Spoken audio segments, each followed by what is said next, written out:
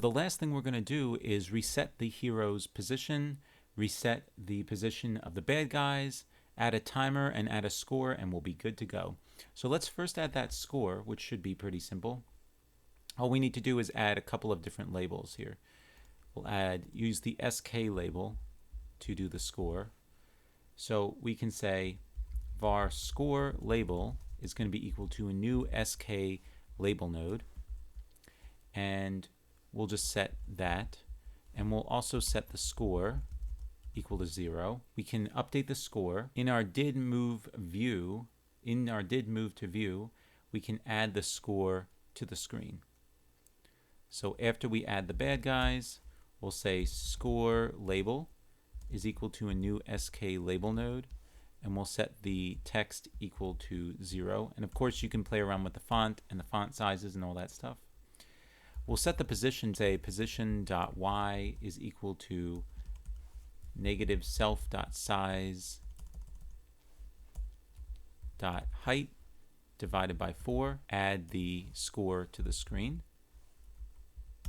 So now we've added the score to the screen, and we need to update that score every time that a bad guy goes around the screen. So in our update bad guys position function, we can also call update score, and in update score we'll just say score is equal to plus, we'll increment the score by 1, and we'll say score label.text is equal to a string version of the score. So that should update the score.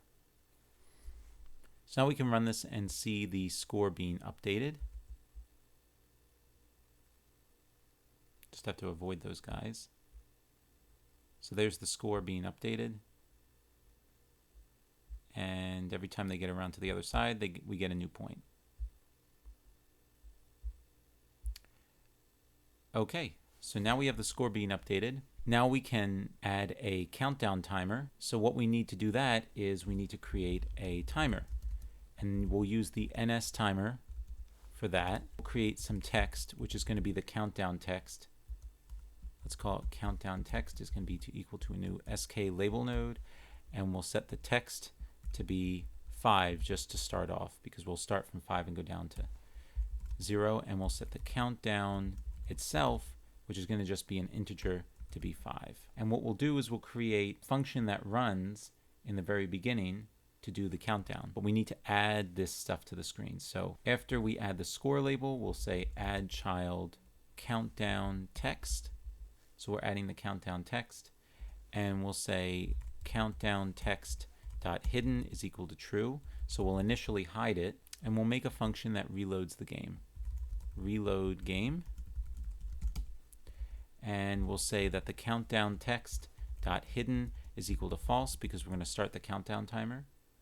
We'll say hero.guy.position.y is equal to 0, so we'll reset the position of the guy, and we'll say hero.guy.position.x, just in case he got moved around by being knocked in the physics world, is also equal to 0.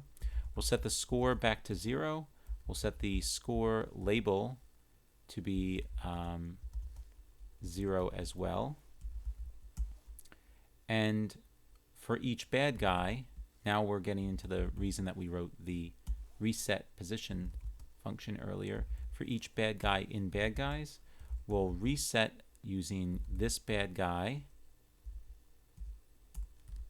dot, shouldn't be for bad guys in bad guys, should be for bad guy in bad guy.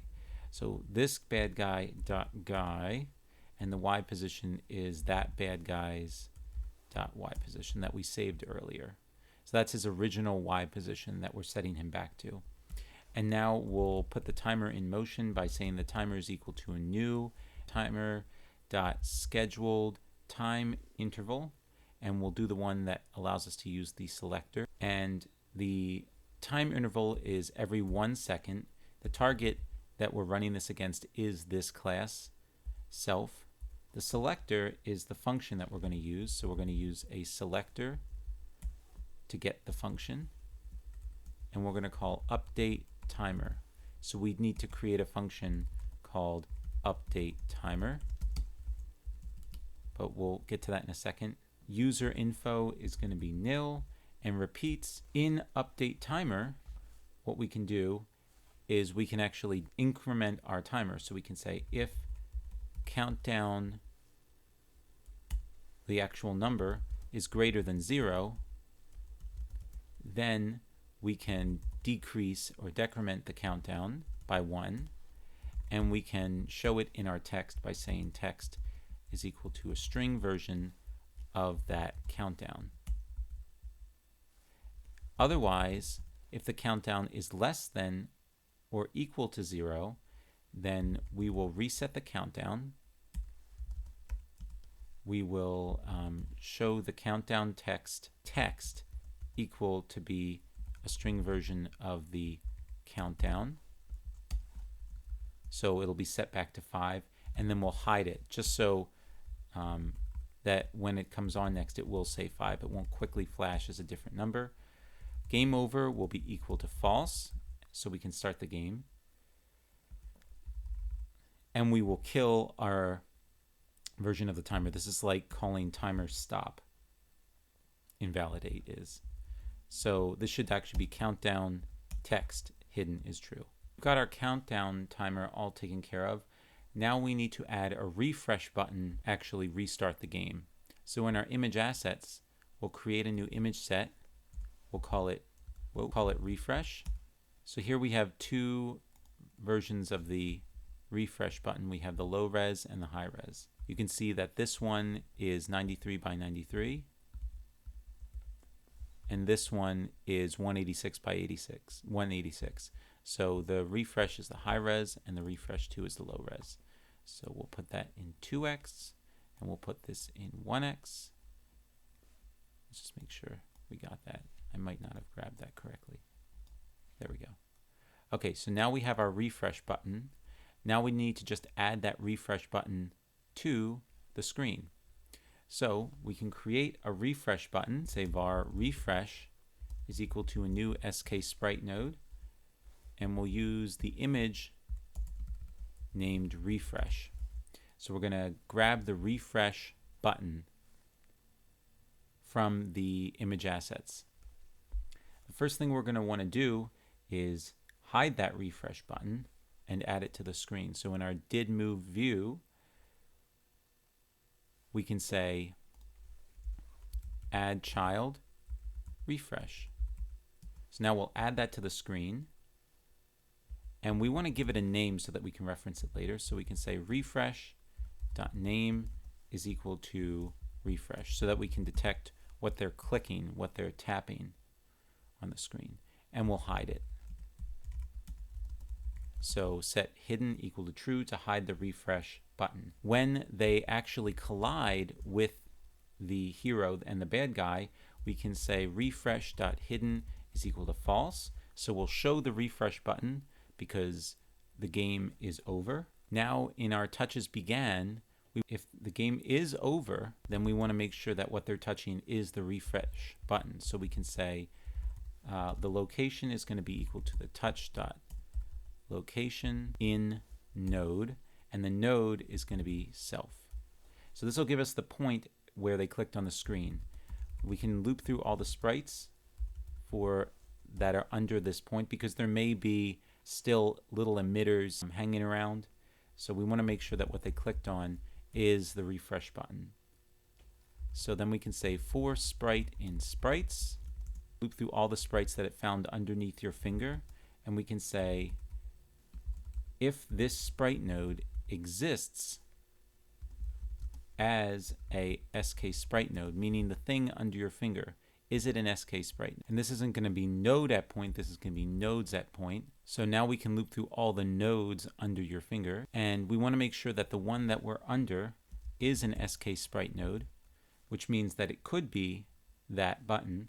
We want to say if the name of that SK-Sprite node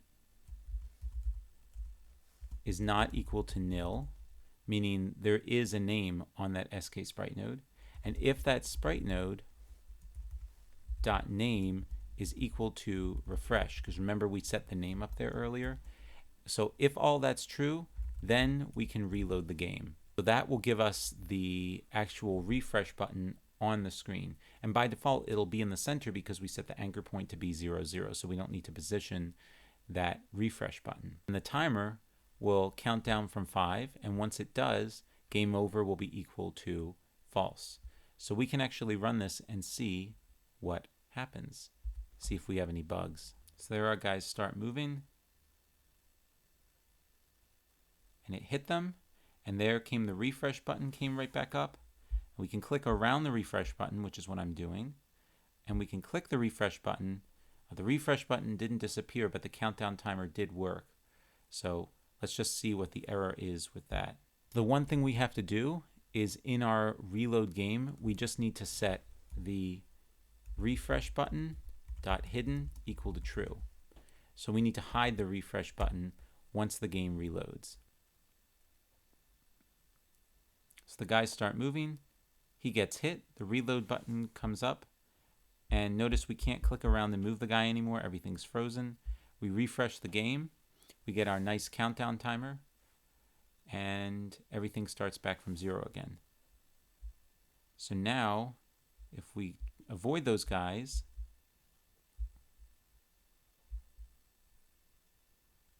now the points are increasing. Oh, we touched that guy. Particles were emitted, and we can actually refresh the game. So we click refresh. He kind of repositions himself. There's our countdown timer, and things are moving again.